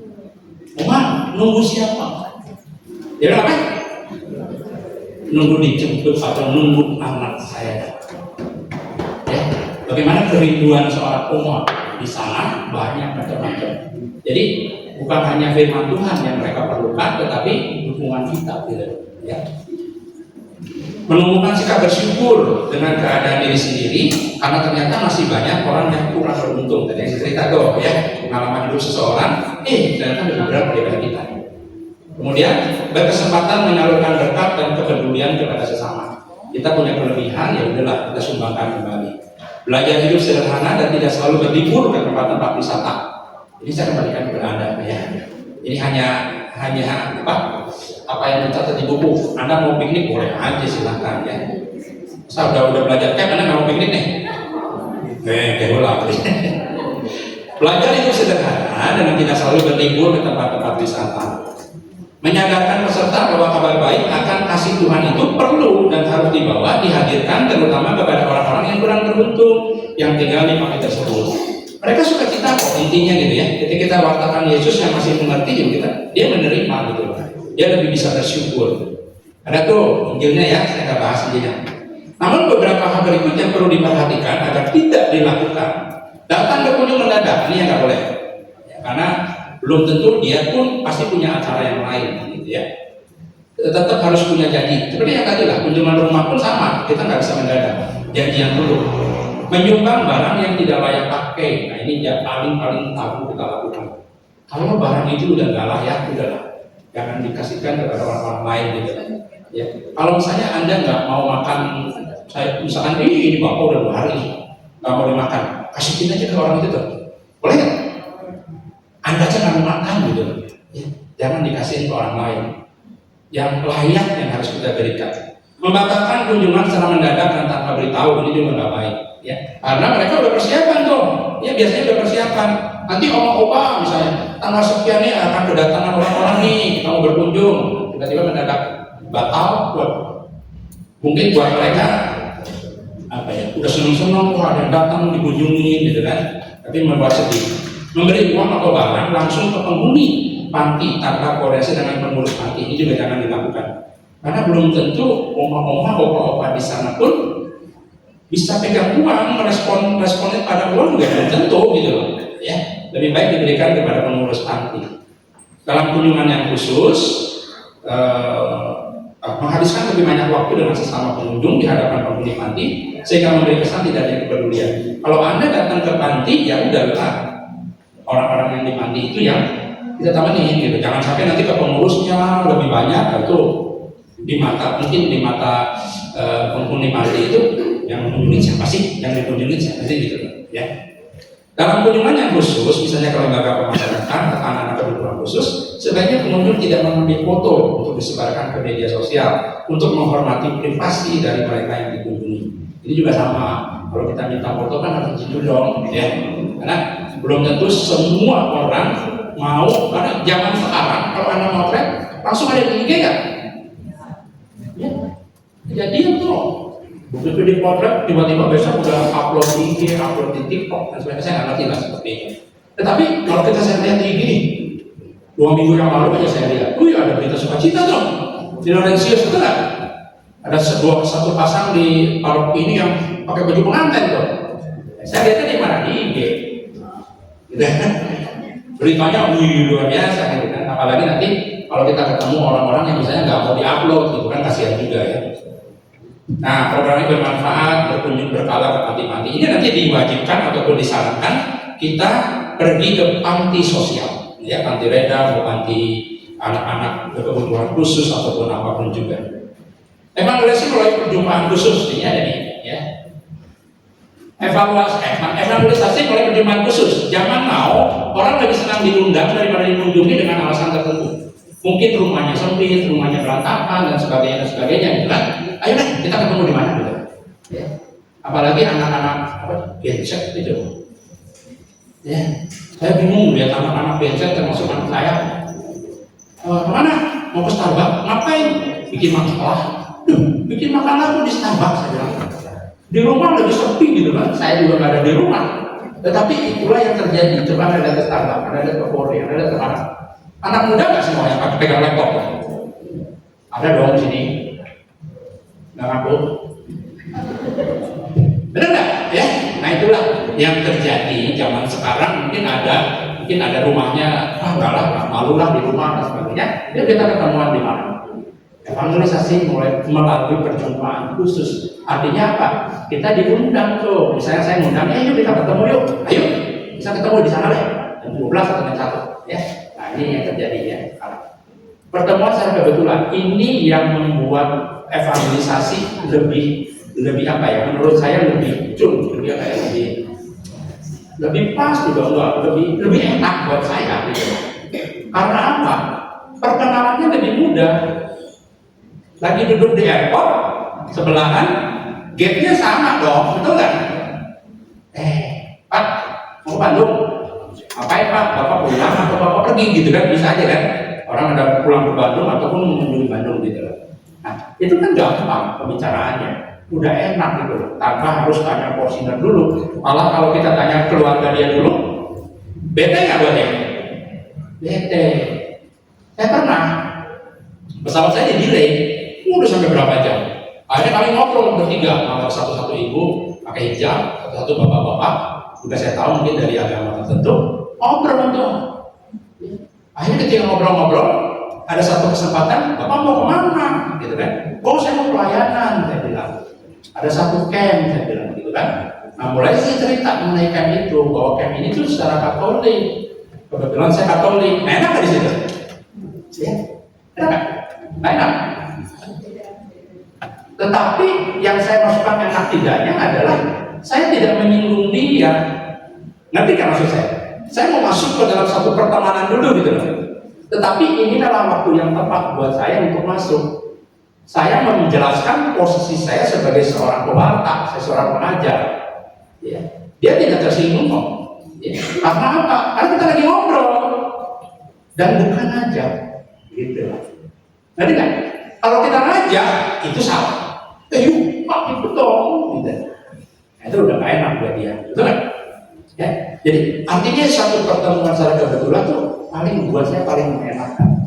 Karena suatu hari saya juga bantu orang. Sekarang saya nggak berani. Zaman dulu saya berani bantu orang bawain barang kan. Dia berarti bawa 3 tuh, susah banget. Dia Pak, saya bantu deh 1 gitu kan.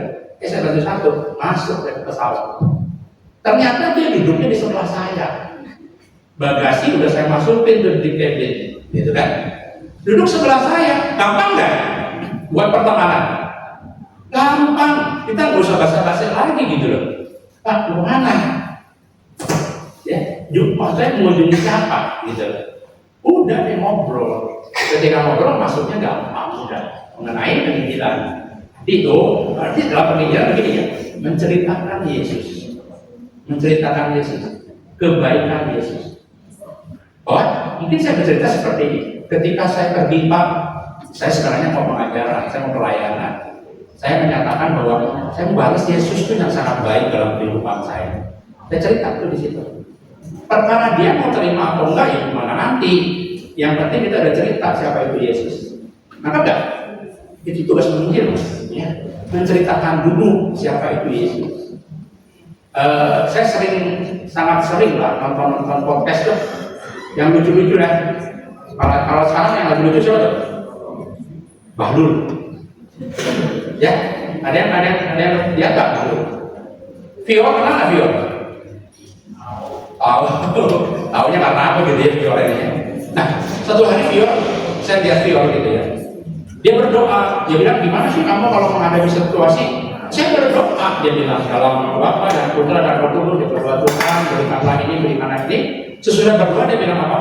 Siapa mau login? Itu pewartaan enggak? Pewartaan, tapi nggak halus, betul nggak? Tapi dalam keadaan dia nggak lucu. Ngerti nggak maksud saya? Boleh nggak masuk seperti itu? Boleh. Karena kondisinya saat itu dia memang ya dalam tanda kutip ya beliau itu seperti apa gitu. Ya. Jelas maksud saya bahwa ini buat saya nanti buat Anda belum tentu bahwa pertemuan secara kebetulan itu paling gampang menurut saya. Ada juga undangan kolega bisnis. Undangan kolega bisnis ada di halaman 253, 254. Jadi kita lihat sebentar.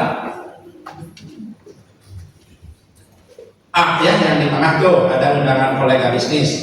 Bagaimana pengusaha atau profesional, undangan untuk berjumpa secara informal adalah hal yang sudah jamak dilakukan, baik berupa makan siang ataupun sekedar minum kopi. Pertemuan ini dapat menjadi peluang untuk memberitakan kabar baik. Peluang ya, hati-hati.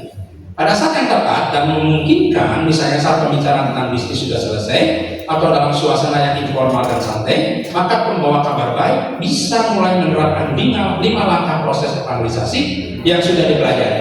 Kalau menerapkan 5 langkah evangelisasi, Anda sudah penginjilan belum? Halo? Awal penginjilan, belum disebut penginjilannya dulu, belum mewartakan kabar baik, betul nggak? Anda baru membuka form dulu nih supaya nyaman untuk pewartaan kabar baik. Tanya keluarganya lah, apalah, dan sebagainya. Dalam pertemuan bisnis kan belum tentu kita kenal kan? Ya, kalau ada seminar apa gitu. Mulai dengan form itu tadi, dilanjutkan dengan menemukan kebutuhan melalui situasi yang diutarakan dari langkah pertama. Usahakan untuk membagikan pengalaman iman, bagaimana pembawa kabar baik mengalami pertolongan Tuhan dalam situasi yang hampir serupa. Hati-hati teman-teman. Di dalam pertemuan bisnis belum tentu orang tertarik membicarakan hal seperti ini. Ya. Kita harus jadi melihat kondisi pada saat itu. Ketika kita nanya keluarga, kita nanya occupation dia di dalam satu bisnis dan sebagainya, penerimaannya baik ya. Maka maksud saya, kalau penerimaan dia baik, terjadi satu komunikasi yang lancar, senang-senang aja, barulah kita bisa masuk. Tetapi tanya dulu, gitu loh. Karena zaman sekarang kan kita nggak bisa melihat dari sosok dia agamanya apa, betul nggak? Ya, nggak bisa. Nah, boleh nggak kita tanya agama? Sensitif, bapak-bapak, hati-hati. Lebih baik kita lihat dulu. Ketika misalnya jam 12, jam 1, dia sholat kan? Dan ketika dia lagi makan, buat ada salim kan? Itu mendingan kita surveinya secara diam-diam gitu. Daripada kita nanyain, Bapak Muslim, woi, ngapain lo? Gitu kan? Ya, hati-hati. Macam-macam. Jadi tunjangan dalam kolega bisnis belum tentu tepat waktunya untuk mewartakan kabar sukacita, tetapi kita membuka peluang. Bukan berarti tidak mungkin terjadi. Gitu. Sampai sini ada pertanyaan? Ya. Ya.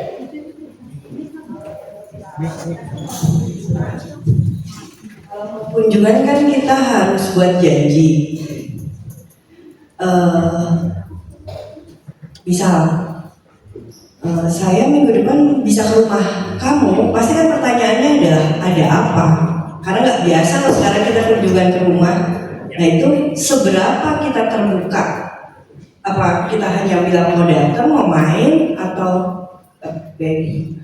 Bebas kok. Ya. Oh, cek. Bebas. Ada baiknya terbuka. Mungkin saya dapat tugas nih dari paroki. Kalau kebetulan sama agamanya, ya. Atau mungkin diam-diam juga boleh. Kan tujuannya untuk apa ya? Supaya dia tidak menolak dulu. Kadang-kadang banyak tolakan dengan hal yang seperti itu. Kita mau kunjungan nih, mau menceritakan Yesus gitu. Ya, belum tentu diterima. Jadi lihat dulu, karena kita kan belajar di Porsinar. Sebelum kita datang berkunjung kepada orang-orang yang akan kita kunjungi, kita harus survei dulu siapa dia. Itu lebih baik. Kita tanya ke teman-teman dekatnya, kita tanya mungkin ke kakaknya yang kita kenal, adiknya kita kenal, siapa dia. Kita korek dulu, itu kan ada spiritual survey itu. Ada needs, ada expectation. Nah itu sebenarnya yang kita cari-cari dulu. Walaupun nanti ketika kita bertemu, kita korek lagi. Maka apa maksudnya? Jadi dengan adanya data-data yang seperti itu, kita lebih mudah untuk masuk gitu. Ya.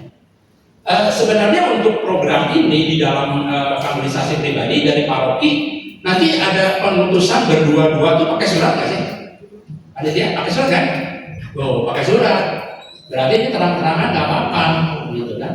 Saya waktu dulu juga begitu. Ketika berkunjung, saya datangin teman, saya dapat tugas dari paroki, mau mengunjungin kamu, udah, saya mau mengunjungin kamu.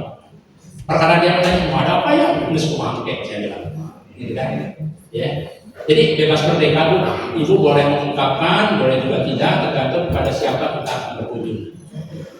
Biasanya kalau kita milih teman kita dekat ya nggak apa-apa, kita terus terang aja. Memang kita dapat tugas kok dari paroki. Ya. Oke, saya nanti lagi ya. Itu tadi pertemuan secara kebetulan buat saya undangan kolega bisnis. Nah, undangan komunitas Sunat atau profesi atau KBG, komunitas basis gereja, komunitas minat hobi juga sama. Itu adalah memungkinkan kita untuk berevangelisasi, untuk membuat kabar baik, gitu kan. Apalagi dalam hobi yang sama, itu lebih enak pertemanannya. Kita udah deket kan. Pertemanan bisa lagi di golf lah, dari sepak bola lah, dari filateli dan sebagainya. Udah dekat, karena kita bicara soal hobi kita. Udah dekat ya udah kita bicara aja. Komunitas profesi tadi tuh, ya hati-hati. Karena kalau kita sedang berbicara bisnis, kadang-kadang mereka otaknya udah bisnis melulu. Pokoknya cuan-cuan dan cuan gitu.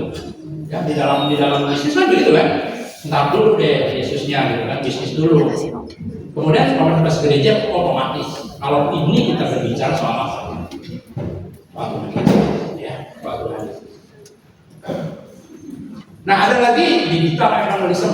Ini buat saya berat karena saya praktek. Ya, buat anak-anak muda mungkin oke. Kegiatan evangelisasi ini adalah evangelisasi digital. Ini di halaman 255 penjelasannya luar biasa tuh. Saya nggak ngerti deh kalau ini. Jujur, suatu salah evangelisasi adalah menggunakan platform internet. Komputer saya rusak, internet aja susah loh, ya. Saya nanya teman gitu. Pengguna internet ada 4 miliar dari 7 miliar orang, di mana 3 miliar berada dalam sosial media. Media sosial bukan lagi sekedar media broadcast, tetapi menjadi tempat bertemu secara virtual untuk berrelasi. Pemberita kabar baik harus menghadapi pemirsa maupun para sahabat dalam komunitas online dengan perhatian dan penghargaan yang sama. Melakukan evangelisasi digital bukanlah berarti menggantikan evangelisasi yang umum melalui perjumpaan fisik, tetapi keduanya perlu untuk dilakukan. Mungkin anak-anak muda yang teknologinya luar biasa, bisa nggak evangelisasi melalui Zoom? Bisa. Melalui WhatsApp aja deh, jangan jauh-jauh. Bisa nggak? Bisa. Jadi melalui apapun, cuma zamannya sekarang gitu kan, zamannya digital, ya ini menjadikan satu sarana. Saya lupa deh, ada satu Paus Fransiskus atau Paus Yohanes kedua mengatakan bahwa pakai nih ilmu kita, teknologi kita. Sudah lama memang itu. Waktu baru-baru keluar teknologi seperti ini, pakai untuk sarana evangelisasi. Ya. Nah, evangelisasi proyek aksi sosial kemasyarakatan akan dibahas pada Bina Lanjut Cap, karena di sini kita berhubungan dengan banyak orang. Dalam buku ini di halaman 256 di atas tuh, maka evangelisasi dalam hal ini bertujuan untuk apa? Membangun persaudaraan sejati, membangun toleransi dalam perbedaan, membangun dialog antar umat beragama, membangun kerukunan umat beragama. Ini lebih berat lagi menurut saya, itu beragam banget kan di dalam lingkungan kita. Ntar deh katanya dalam buku ini kita bahas di dalam Bina Lanjut Cap. Saya nggak tahu nih, nanti di Lorenzus ada Bina Lanjut Cap yang nah, sebenarnya bahan saya untuk minggu ini sampai di sini, ya. Pas isi evangelisasi baru merupakan suatu tugas bagi kita sekarang untuk pergi melayani, pergi mewartakan kabar sukacita, terlebih mengenai Yesus Kristus dalam kehidupan kita. Masih ada yang merasa berat kan? Lalu kayaknya diam-diam aja ya. Jangan takut teman-teman, ya saya merasa yang sama gitu. Saya percaya ketika kita mau melangkah, semuanya akan terjadi sesuatu yang baru. Sekarang kita mikirin, sekarang Anda mulai bisnis baru aja, Anda mulai sanksi kan? Berpikir-pikir kalau ini jalan banyak pemikiran gitu kan. Tetapi ketika Anda jalanin, itu macam-macam kejadian, solusi pasti akan ada di situ. Sama, evangelisasi pun sama, pewartaan kabar baik. Anda sekarang ketemu dengan orang pasti dapat ilmu yang baru. Cuma sekali lagi saya mau katakan, jangan pernah menghakimi orang. Kalau tadi saya mengatakan, orang di gereja main handphone, baik gak? Ya. Baik gak? Tergantung apa? Tergantung apa yang dilakukan dengan HP. Nah, sekarang orang suka HP dulu, iya, Dia kayak api. Berarti apa? Kita bisa menghakimi orang kan? Walaupun kita tahu di gereja fokusnya gereja, betul nggak? Tapi otomatis ketika dia pegang HP, di gereja nggak tahu apa yang dilihat, kita mungkin kan? Betul nggak? Jadi jangan juga menghakimi seseorang dari perbuatan dia yang kita nggak tahu. Bisa nggak? Ya sebenarnya lagi nunggu, bapaknya lagi di rumah sakit. Betul nggak? Bapak gue gimana nih sekarang? Kan beritanya terus keluar tuh, ya? Nah, hati-hati, jangan pernah menghakimi seseorang, ya? Termasuk tadi menghakimi di dalam segi-segi rohani. Belum tentu orang yang bekerja setiap hari orangnya baik. Ada pertanyaan? Masih bisa ditampung nih pertanyaannya, minggu depan masih ketemu dengan saya. Masih banyak syarat-syarat untuk menjadi seorang pewarta kabar baik, tapi jangan takut, syaratnya nggak berat. Tadi saya bocorin dulu aja, Pak, kunjungan nggak boleh suami istri, laki-laki dan perempuan. Laki-laki pergi dengan laki-laki, perempuan pergi dengan perempuan, kecuali suami istri. Suami istri boleh. Di dalam buku nanti ada kunjungan anak muda OMK boleh perempuan dan laki-laki. Setuju nggak? Setuju, umum itu. Biar ada terjadi cinlok katanya. Ada pertanyaan nggak?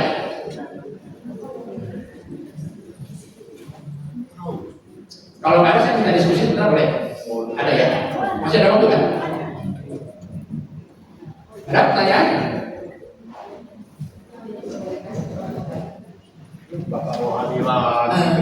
Saya pengen Bapak bisa kasih suatu contoh lagi. Saya bayangin untuk menjelaskan tentang Yesus. Itu gimana? Kalau saya bayangin biasanya kunjungan entah ke orang tua gitu yang paling dipakai adalah mendengarkan. Ya, entah kesulitan dia, tantangan dia, atau dia oh gitu deh, gitu loh Pak, kurang lebih dia masuk ke Yang tadi kan, kita mau masuk ke rohani itu kapan gitu. Nah, sebetulnya ketika papi misalnya atau mami yang menceritakan kesulitan hidup dia, ya, Pak Mami dulu begini susah dan sebagainya. Boleh nggak kita ngikutin dulu? Papa udah libatkan Yesus belum? Ya, Papa udah libatkan Yesus belum? Kalau misalnya pakai Katolik ya, ataupun dari agama yang lain, Papa udah libatkan Yesus belum? Kalau saya, gitu. Nah, mulailah cerita kita punya dong, ya. Kalau saya begini Pak, saya pun sama kesulitan dulu ini, tapi saya libatkan Yesus, saya bawa Yesus dalam kehidupan saya berdoa kepada Yesus, gitu kan? Nah, mulailah masuk di situ. Situasinya banyak kok, ya. Kita bisa masuk di mana-mana, tetapi kalau yang kondisi yang seperti itu, saya akan bercerita bagaimana Tuhan baik kepada saya. Yang saya cerita dulu, Papa udah libatkan Yesus belum? Papa ke gereja, minta apa waktu doa? Gitu kan? Karena Papa enak dong. Nah, itu satu apa ya? Satu pembuka, kita bisa masuk menceritakan Yesus dalam kehidupan kita. Lagi? Oke, kalau nggak ada, saya nanti akan masuk dalam diskusi kelompok. Saya minta coba Anda mendiskusikan apakah evangelisasi atau apakah kewartaan kabar baik itu sulit? Ya. Coba ceritakan kondisi sulitnya seperti apa gitu.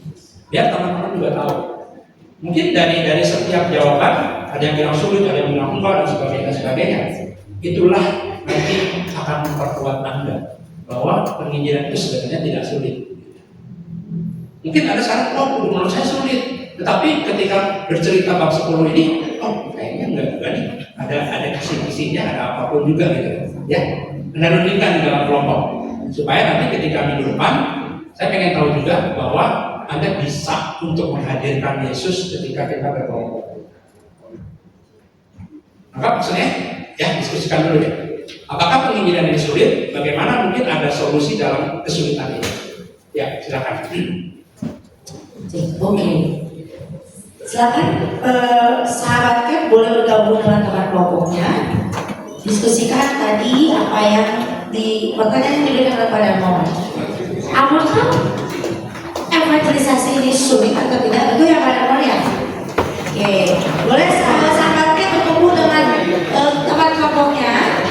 Silakan para pasien boleh mengatur, boleh bikin lingkaran berapa seperti biasa. Kita sesi-sesi ya, yuk.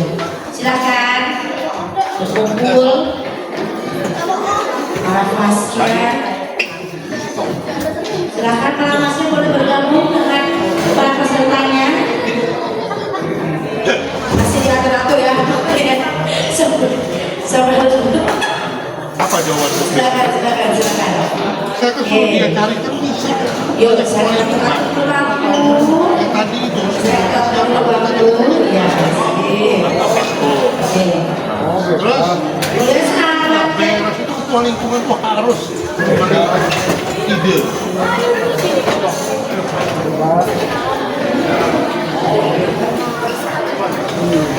Ya, silakan sahabatnya boleh berdiskusi.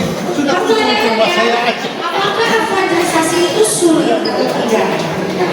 Melakukan praktik evangelisasi sulit atau tidak? Boleh di-sharingkan dari kesulitannya apa? Menjadi mungkin perdebatan pada diri sendiri apa? Oke, silakan. Waktu sesi sharingnya 20 menit di Wikimedia, boleh?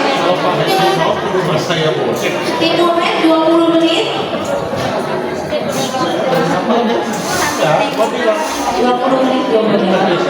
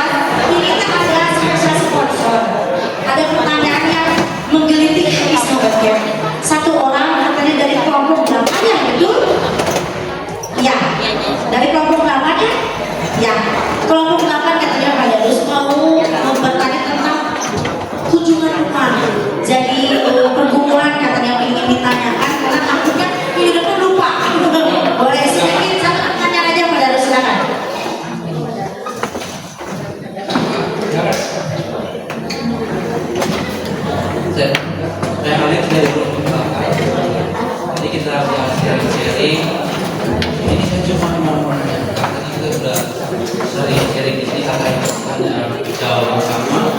Saya ingin nanya ke Bapak, gimana kalau kita kunjungan nih, contohnya kalau saya kunjungan ke siapa saja gitu, cuma mungkin di saat kita mewartakan video, kita menceritakan apa yang kita rasakan segala macam, terus ada pertanyaan-pertanyaan yang kita nggak ngerti dari orang yang kita kunjungi, itu apa yang harus kita jawab? Karena menurut saya sebuah saya saja sih, karena biasanya orang ada nih yang lebih pintar dari kita dan nggak tahu dari kita, atau mungkin yang kedua kita nggak bisa kerja sendiri, ya kita nggak tahu nih dia lebih dari kita atau kurang dari kita untuk pribadi sih. Makanya yang saya ingin tanyakan sendiri itu, saya takutnya kalau saya punya keputusan sendiri, tiba-tiba ada pertanyaan-pertanyaan saya nggak bisa jawab, ya. Jadi saya harus gimana ini solusinya? Ya, terima kasih.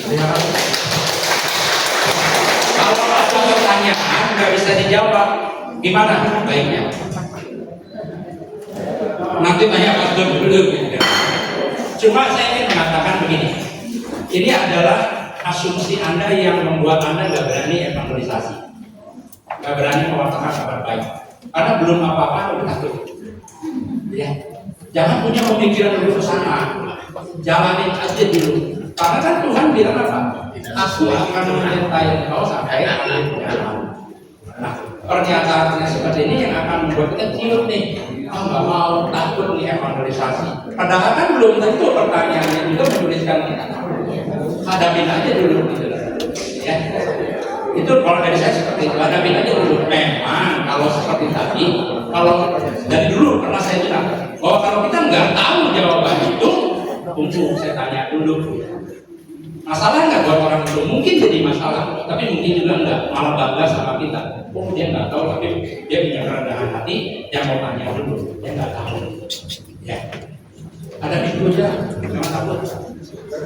Ya, intinya tadi dari diskusi Anda, pewartaan kabar baik itu gampang atau susah?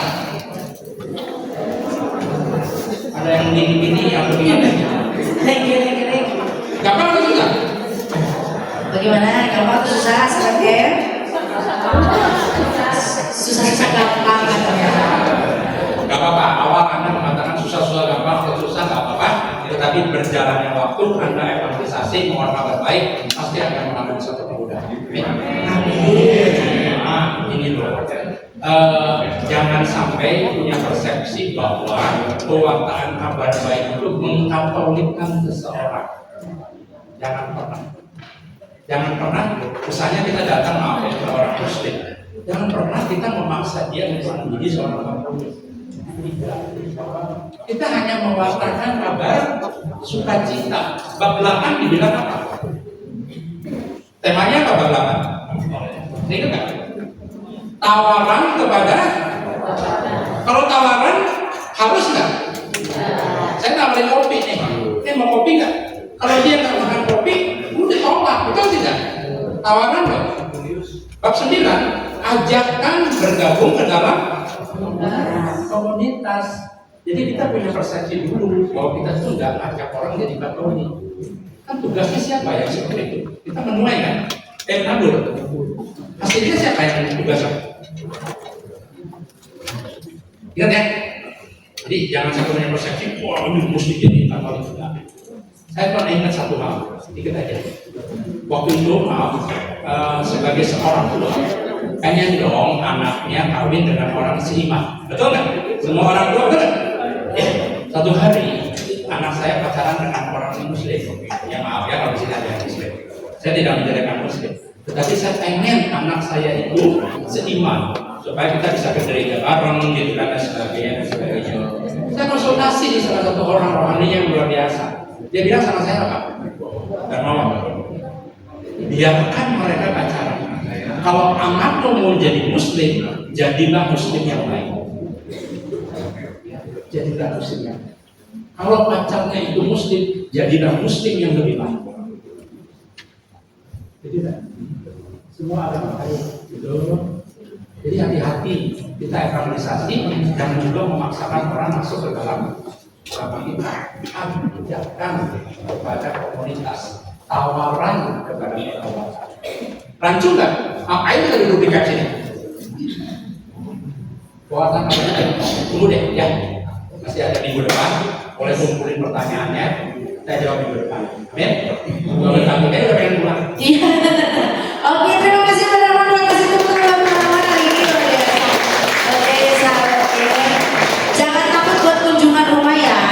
Biasanya yang sulit itu bukan masuk pulang, gitu ya. Gak bisa pulang. Jangan pulang makan dulu. Tiba-tiba pulang bawa bola banyak. Udah keripik ke dapur gitu ya. Banyak ya. Yang sulit bukan masuk keluar. Gimana caranya? Dikunjungi dulu rumahnya, dirasain nanti ya. Masih ada materinya minggu depan tentang praktik evangelisasi. Minggu depan lagi masih tentang kunjungan rumah, tapi luar biasa nanti jelasnya seperti apa. Oke, sahabat Kem.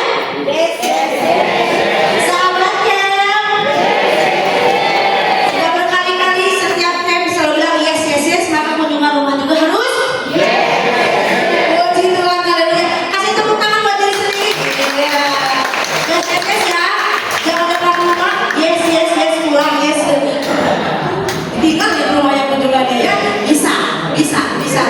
Selalu berdoa dulu, minta bimbingan Roh Kudus saat kunjungan rumah. Oke. Saya undang kelompok 4 untuk kembali hadir di sini. Kita akan menutup ibadah penutup. Yuk, sahabat panitia boleh bantu. Siapa yang mau baru silakan baru didampingi kelompoknya. Terima kasih ya. Oke, sahabat Kem, kita akan tutup camp kita hari ini dengan ibadah penutup bersama teman-teman. Saya ajak lagi sahabat Kem, boleh dibuka buku ibadahnya di halaman berapa? Jangan fokus.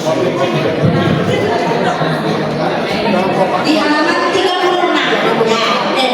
Yuk sahabat Kem, boleh saya ajak lagi sahabat Kem buat buku lagi buku. Buka lagi buku ibadah.